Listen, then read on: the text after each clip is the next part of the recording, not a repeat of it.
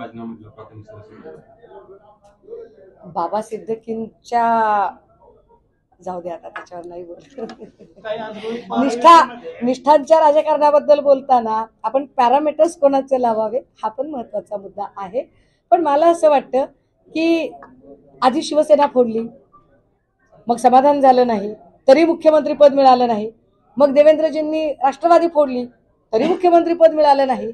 आता देवेंद्रजी आणि त्यांचे काही झिलकारे सांगतायत की आम्ही काँग्रेसही फोडणार आहोत.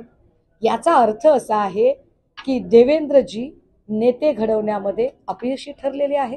याचा अर्थ असा आहे की महाराष्ट्रामध्ये देवेंद्रजींना भाजपा उभी करता आली नाही. सशक्त भाजपाची एक नेत्यांची फळी तयार करण्यामध्ये देवेंद्रजी सपशेल अपयशी ठरलेत.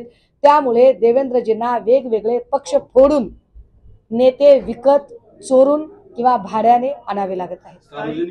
हे म्हणूनच आम्ही म्हणतोय की जर भाजपाला स्वतःच्या कर्तृत्वावर विश्वास असेल तर एक इलेक्शन त्यांनी बॅलेट पेपरवर घेऊन दाखवावं. अजिबात चिठ्ठ्या मोजण्याचे वगैरे बहाणे त्यांनी सांगू नयेत. नोटबंदीच्या काळामध्ये तुम्ही करोडोने नोटा मोजल्या होत्या. अगर आप हमारे नोट गिन सकते हो तो आपको हमारे वोट भी गिनने पडेंगे. काही रोहित पवारांना ईडीने तिसऱ्यांदा समन्स बजावले आहे. त्यांना चौकशीसाठी बोलवण्यात आलेले आहे.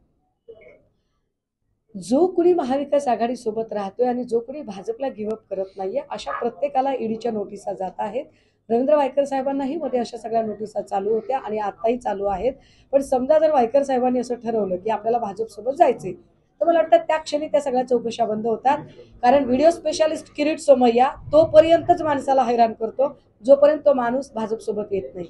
एकदा का माणूस भाजपसोबत आला की किरीट सोमय्याला स्मृतिभ्रंशाचा आजार जडतो. जसा स्मृतिभ्रंश त्यांना भावना गवळी, प्रताप सरनाईक, यशवंत जाधव, हसन मुश्रीफ किंवा दस्तूर खुद्द अजितदादांबद्दल.